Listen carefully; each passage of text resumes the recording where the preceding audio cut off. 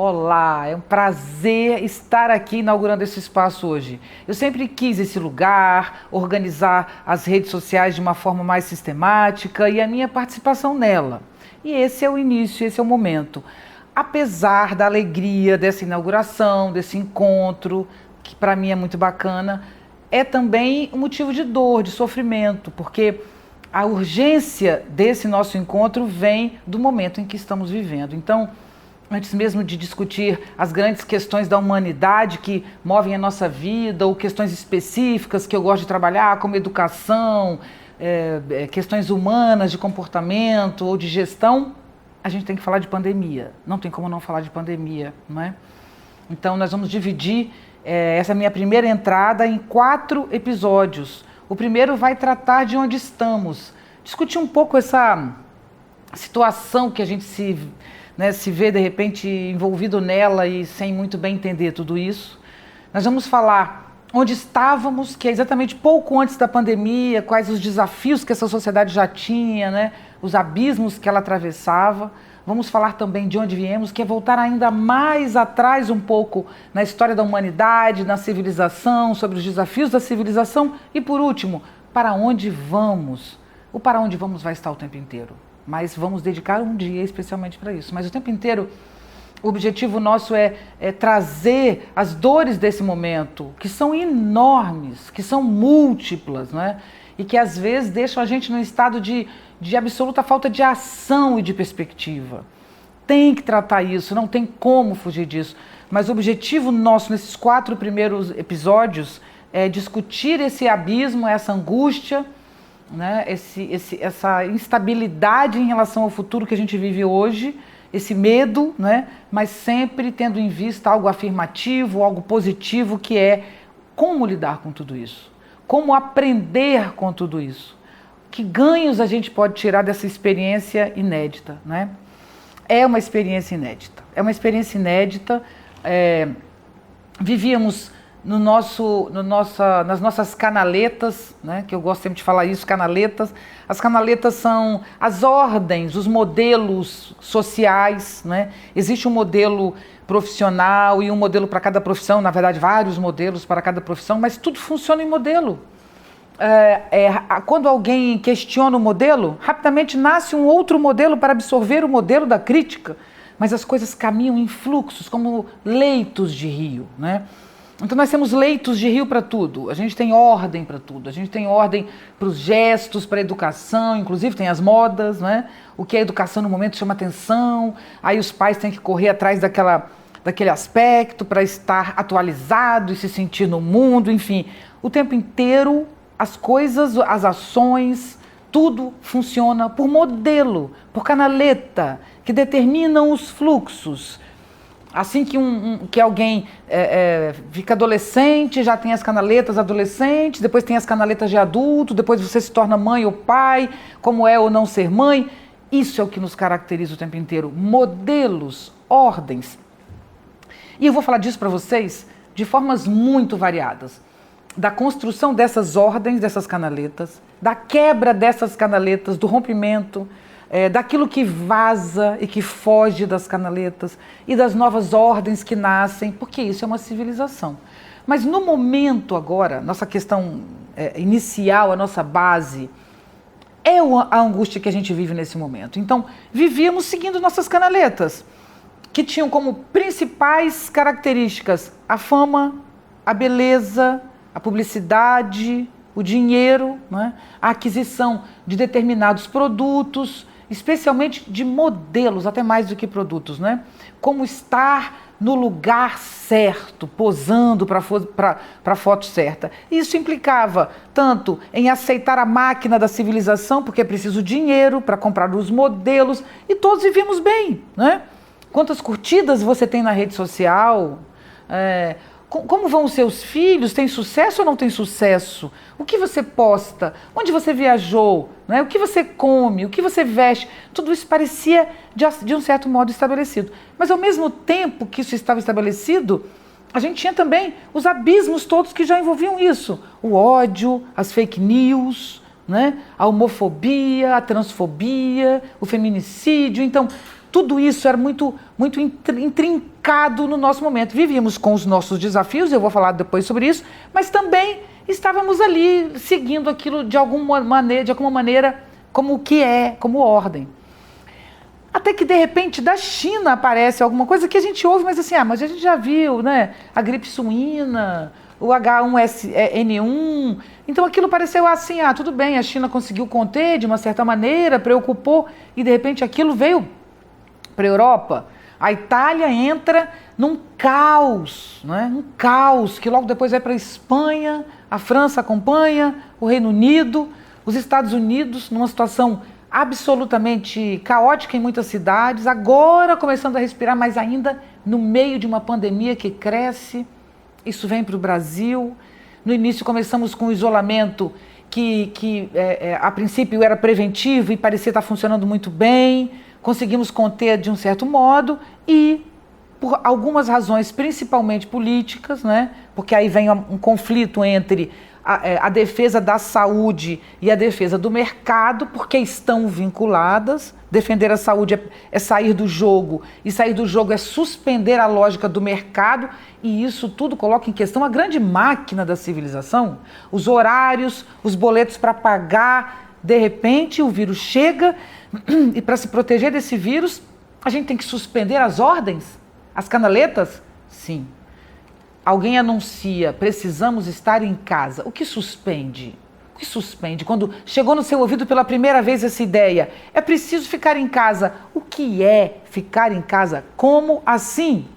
Se eu estava sempre buscando estar fora do meu tempo, sempre querendo chegar antes para organizar as coisas, né? Sempre querendo me antecipar, a ansiedade é uma marca do nosso tempo, né? Uma característica da civilização, a pressa, a rapidez, o acúmulo de coisas, de objetos, de conteúdos, de curtidas, de fotos, de vídeos.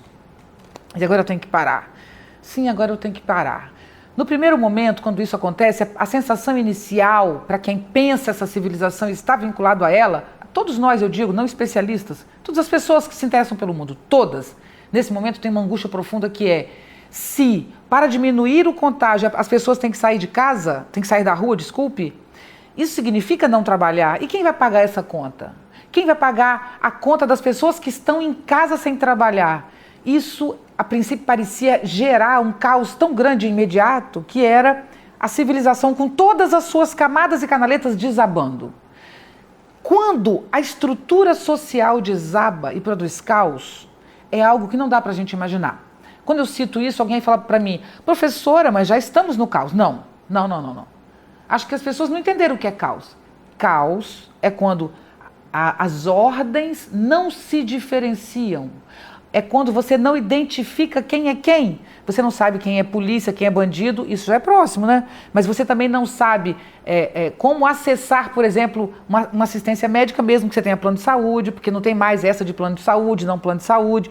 Todas as coisas se quebram a ponto de não ter mais como comprar, o supermercado fecha, começam a ter saques. Isso é o desabamento da máquina inteira. E esta máquina esteve a ponto de desabar, sim, na nossa cabeça. Essa foi minha principal angústia.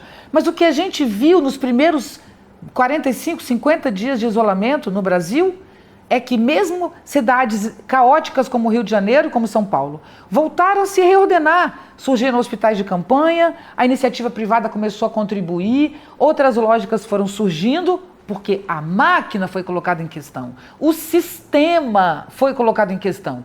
E o sistema não é dos pobres, apesar de serem os pobres que movem o sistema, não é? A base dessa grande máquina são os pobres, são os das pontas, né? Os que movem objetivamente essa máquina.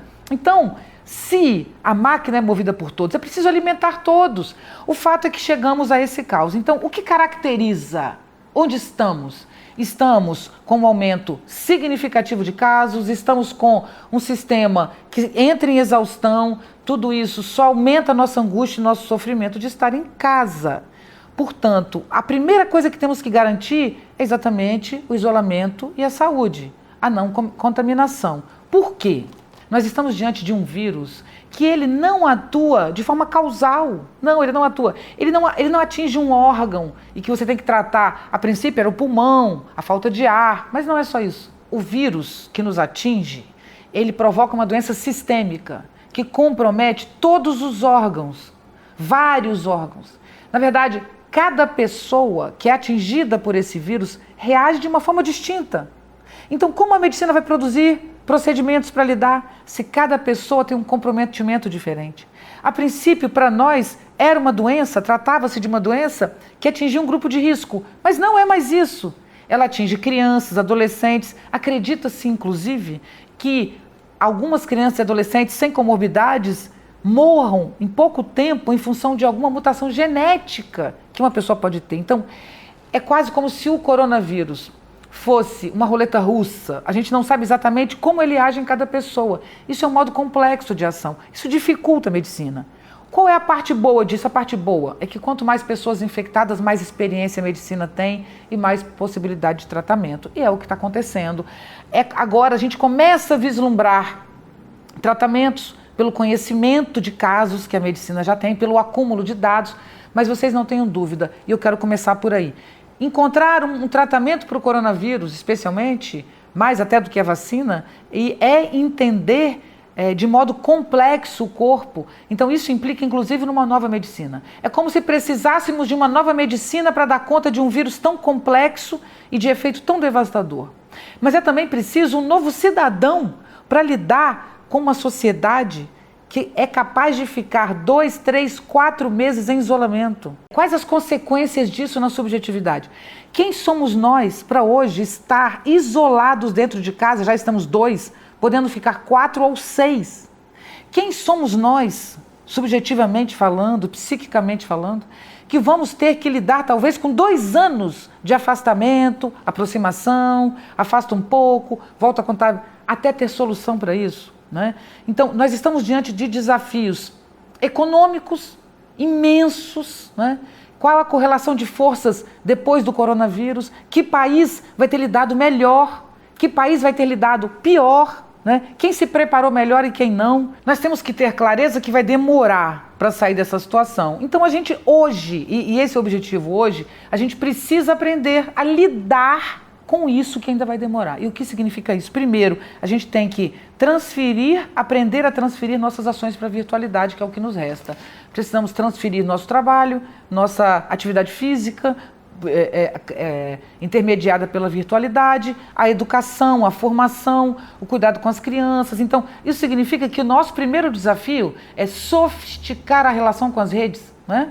E não manter aquela relação de imagem vazia que a gente mantinha até agora, mas é necessário e urgente lidar melhor com a internet e com as redes sociais nesse momento. Esse é um grande desafio nosso. Parte da economia mundial vai se manter virtualmente, é isso que vai manter a máquina, em sua grande maioria. Então, possivelmente, sairemos daqui com muito mais ações exercidas virtualmente do que presencialmente. Nós vamos ter que aprender, e esse é um desafio grande agora, a parar. A ansiedade é a marca do nosso tempo. A ansiedade é nunca estar exatamente no tempo, nunca viver um instante.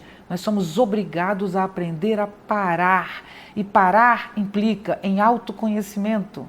Temas que a gente vai discutir daqui a pouco.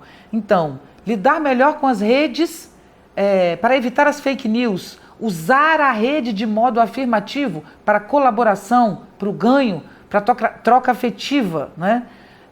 Aprender a autoconhecer-se. Mas o mais sofrido disso tudo, e eu vou falar disso, de tudo que eu estou dizendo nesse primeiro dia aqui com vocês, a gente vai elaborar a partir de temas específicos que vão sair daqui, inclusive com a sugestão que vocês vão nos mandar a partir de hoje. É fundamental entender que o que nos foi tirado com o isolamento, com tudo que está nos acontecendo, é a autonomia. Então nós acreditamos nessa nossa bolha civilizatória, né? Nesse nosso mundo de poses, de produtos, de fama, né? Esse mundo que a gente se envolveu antes da pandemia, tudo isso tinha como característica o quê? Ganhe bastante dinheiro, trabalhe bastante, né? Trabalhe muito, ganhe bastante dinheiro e compre sua autonomia. Com dinheiro, você terá excelentes atendimentos médicos, psicólogos, né? Todos vão te ajudar porque você vai ter dinheiro, você vai onde quiser, faz o que quiser e você é dono da sua vida quando você tem dinheiro. Não é isso que nos prometem? Então, essa autonomia foi colocada em questão. Diante de uma doença incurável, não adianta o seu dinheiro, porque não tem tratamento. Não é? Não adianta, dentro do isolamento, as suas roupas, os seus sapatos. Você não pode viajar para gastar o seu dinheiro. Então, o isolamento rompeu a suposta autonomia que nós tínhamos como sujeito que pensa, como sujeito autônomo. Se não temos autonomia, não temos porquê. E não temos. O que o dinheiro nos vende não é uma autonomia, é uma ilusão de autonomia. Vamos falar de tudo isso adiante. Mas é fundamental entender que nós só nos vendemos dessa maneira porque não sabemos lidar com o conflito e com o sofrimento. E o sofrimento está nos sendo imposto. Eu vou falar disso muito para vocês, mas eu quero terminar dando uma metáfora, uma imagem, que é o que vai marcar os 3 episódios que virão sobre esse tema de pandemia ainda. Nós abrimos mão da vida em nome da civilização. A vida é lugar de dor também, de dificuldade. A gente comprou produtos de felicidade. E eu vou contar para vocês a história dos seres hidrelétricos, que é para onde a gente vai caminhar. Um rio corre, ele apenas corre. É lindo, delicioso ser um rio, imagino. Maravilhoso, fluir, né? Correr em direção ao mar. Esse rio, quando ele sofre um impedimento, que alguma coisa impede que ele corra, ele para de correr, ele para de exercer a sua potência, que é correr como um rio. Só que a força de correr é acumulada em uma represa. Um dia alguém descobriu que a água represada do rio, se você tira a represa, ela volta a fluir. E você devolve o rio para o teu lugar. Mas mais do que isso, a gente descobriu que se você mantém o abismo, o impedimento, a barreira que impede o rio de correr, mantém, você pode potencializar a força do rio ao invés de fazê-lo voltar a correr. E daí nasce uma hidrelétrica. A hidrelétrica é o que transforma a força do rio nessa força de luz, de energia que move a humanidade. A força da hidrelétrica é infinitamente superior à força do rio e ela foi potencializada por uma barreira. O que eu quero propor a vocês como ética, como atitude, como modo de ver essas imensas dificuldades que a sociedade, que o mundo, que a civilização está passando vamos encarar as barreiras como um impulso à multiplicação da nossa força de transformação, de construção e de criação. Agora que tudo desaba, os valores, o que a gente busca, como tudo isso cai, o objetivo é reconstruir o mundo a partir de outras bases. É a isso que eu convido vocês. Sejamos seres hidrelétricos que, ao invés de comprar promessas de felicidade, usam o abismo e o impedimento como forma de crescer e se tornar maior do que é. Eu espero vocês nas nossas 3 próximas semanas para falar sobre esse momento. E depois a gente continua falando de outros temas que vão nos agradar e nos intensificar. O objetivo é viver bem e melhor, mesmo com dificuldades e com essas dores que vivemos no momento. Estamos juntos e até semana que vem.